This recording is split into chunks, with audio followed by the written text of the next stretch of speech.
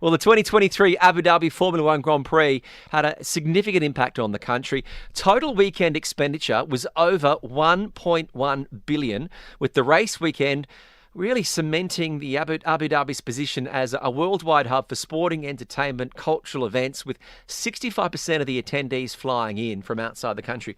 And why wouldn't you? It's also the last one of the year that people want to be associated with. Well, and add to that, it's not just that you want to attend the last one. Obviously, yes, you want to. The weather also is very kind around that time of the year, so it just blends in perfectly. You're right by the marina, you're watching the race, you're experiencing Abu Dhabi at its best. It's just the perfect time. Well, joining us to speak about all of the racing and the entertainment options with the F1 in Abu Dhabi is the Executive Director of Marketing and Communications of Ethara. He's certainly an accomplished and seasoned marketing executive, having worked across many global brands, including the Formula One Etihad Airways Abu Dhabi Grand Prix, and he joins us via Zoom. Michael Golding, thank you for joining us here on Talk 100.3. Hello, lovely to be with you. It's exciting because we know how significant it is in impact, but this year's Formula One Grand Prix has come back. The announcement is that Muse are going to be there, also Maroon 5. These are great things that they're going to be there performing across the weekend. As an executive, when he's sitting down after each year, there must be just immense pressure of, there's the relief that it's over, but then there's also, great, how do we top it again next year? Absolutely. So this is our 16th edition as well. So we've got a fair amount of experience behind us. But at the same time, to your point, the planning for next year starts well before the event actually has happened as well, right? So it's pretty intense all year round, which is something that not everybody sees in the background that's going on. And importantly, the pressure's on to whatever we do this year influences what we do next year, right? It's because if people don't trust and believe that we're going to have a decent lineup in 2024, for example, why should they go ahead and buy 2025 tickets and 26 tickets? So it's really important that we're thinking ahead all the time as well. And we've been lucky in that Formula One's had this amazing success since the pandemic, just before the pandemic, with Drive to Survive and Netflix and all of that amazing stuff. And that has really supported kind of the new audiences coming in. It's built on everything that we've been doing since 2009 anyway, in terms of the entertainment proposition and the layers of experiences. And it just builds out as we, to your point, look to bring in more and more attendees from around the world. They can come and explore Abu Dhabi, Yas Island, the Louvre. All of this stuff is part of the ticket. So you buy an Abu Dhabi Grand Prix ticket, you get complimentary access to theme parks for one day, the Louvre, Abu Dhabi for Casa Watan, and then a whole bunch of other stuff, different beaches, all sorts of stuff. So there's amazing value. To your point, amazing weather, amazing place to come and visit. Got a new airport last year as well, so that's helped improve the whole customer journey for everybody who's flying in with Etihad as our title partner. But equally, for people coming in through other parts of the UAE, right, it's a moment where the whole island, the whole place just has a different energy to it, which is awesome. Mike, I can't stop talking about it. As you can see, the passion is there, right? Definitely. Now, Mike, what is your target audience in that perspective? Is it the local UAE and then the GCC people, or are you targeting more to bring in people coming in from across international waters? So we've got to find a balance, right, for sure. And part of the job of the Grand Prix always has been to raise the profile and the awareness of Abu Dhabi and the UAE as a destination to come and holiday, to come and do business, now to come and live much more, right, and come and invest in. So there's a balance to be struck, though, between getting as many internationals in who might spend a little bit more money here versus the domestic audience. And as we mature as a country, making sure that we provide entertainment for our domestic audiences. So the 65% international profile is a little bit different to who we might bring in from the domestic side. And we'll probably see more families come in from a UAE side, whereas coming in from the internationals is a little bit more of the harder core F1 fan, a little bit older, a bit more of a disposable income. So when we think about our Yasalam after race concerts, we've got to think about quite a wide range of audiences we want to bring in and entertain. And it's got to touch on as many genres as possible so that we give people an all-round awesome weekend. So they walk away from the weekend going, oh my God, this is amazing. Got to come back next year and the year after and the year after, right? Because we're making memories for people to keep coming back to. That's ultimately what we're after. And you mentioned that 65% coming from overseas. What's the repeat business?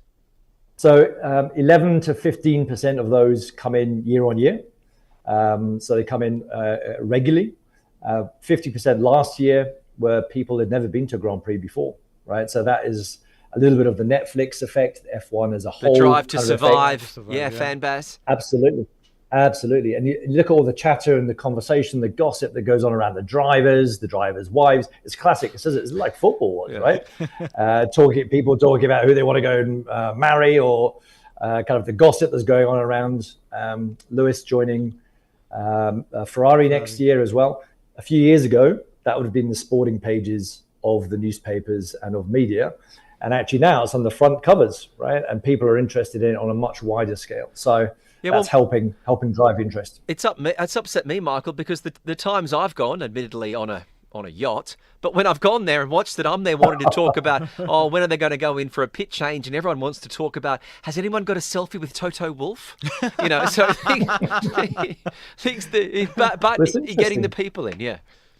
Interesting, right? The drivers, through Netflix, the drivers are not only at the front of it. It's the team principals, it's the support network and mechanisms, the presenters.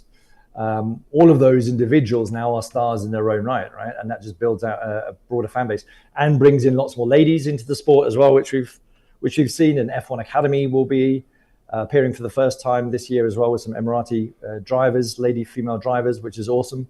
So that just creates layers of experience and opportunities to tell lots more stories and create more history. Mike, I look at Formula One from a different perspective. I've been a Formula One marshal at the YAS F1 and spent some 8-9 years doing that. But when you look at it from that perspective, it is all hard work. The glamour part is where Kitch is found on the yachts. But when you are looking at the Formula One as the final product to the end user, it might look like a very simple game that, hey, it's a big sport, it's a flashy sport, it's a very popular sport, and it should be very simple to market it out. But there are some intrinsic details of a sport which is extremely popular to make it all the more popular. How do you pen down those details? Absolutely. First of all, thank you for being a marshal at the event, right? Because that in itself, the marshals are a group of people who you don't always see in the front of the cameras, but they're integral to the race. If that safety aspect wasn't there, then the racing couldn't happen, right? And we've seen that across loads of different. It also couldn't happen without those of us on yachts. It's a cycle. It's for everybody, right? Everybody gets involved in some way. But this is a program that's been going for 15, 16 years, as I say, right? This doesn't just happen overnight. And I think that's one there's long-term component to it, the consistency of the event, the trust for people and that's why the after-race concerts are so important. And we agonize. It's so tough to get these artists in. I can't stress how difficult it is to find artists who are willing to come to play for an F1, who have come to the Middle East, who are on tour, who want to come and do the kind of stuff that they want to do. It narrows that universe down quite quickly. And sometimes it's not about cash either. Mm-hmm. It's about the willingness of those artists who want to come and be part of Abu Dhabi GP. Because like every sector, artists and managers all talk. And if you give one artist a bad experience, then the word goes round, hey, no, don't do that one. Those guys don't supply the blue M&Ms like we asked for during the third song. 100%. So it is that end-to-end experience of, is it easy to do business with us? Do they have an amazing experience? And sometimes that overrides everything else in reality. Yeah, because it is hard for some artists to either they're on a tour or if they're not on a tour to try and get together, and there's all those sort of logistics. But maybe you're selling yourself short, because the acts you've had over recent years have been phenomenal, absolutely world class. And then this weekend, this year, we've got obviously Maroon 5. They're going to be there on December the 6th. Muse will be there on December the 8th. Do you also have a role when it comes to the celebrities and the VIPs that turn up, or is that more something to do with the Abu Dhabi government more so, and also F1? It's a very integrated approach, and I know you probably hear this a lot from different events, right? And going back to the point about the scale of the event, this is a 12-month, 14-month program.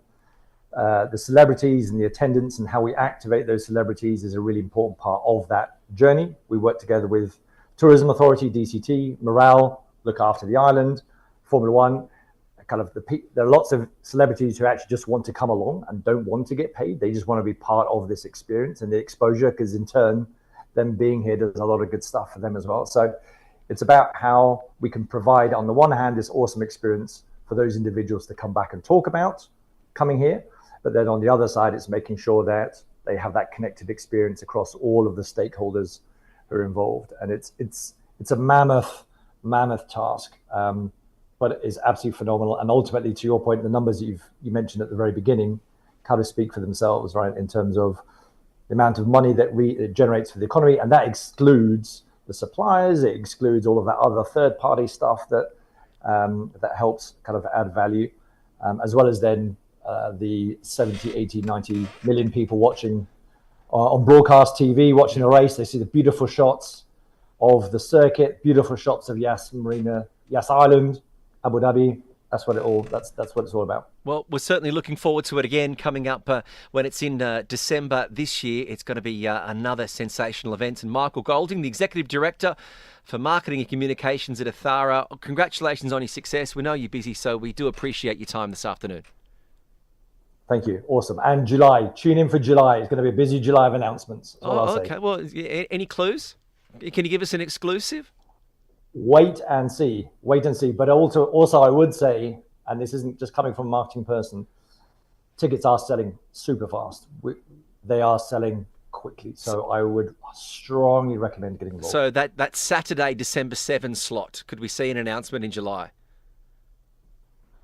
With the fair winds, I think we may well. Yeah. Wonderful. We appreciate it, Michael. Thank you very much for joining us there. And I mean, you can just hear his passion, but also the idea of, I mean, it's the perfect storm. It's the final race of the season. Yep. You're in Abu Dhabi. It's the beautiful winters of the UAE. It's cold in Europe. You want to get out here and enjoy your weekend. It's the combination of all good things that life could give you, and it's happening in the UAE. Well, if you've got any great experiences about the F1 in Abu Dhabi, let us know. 0586861003.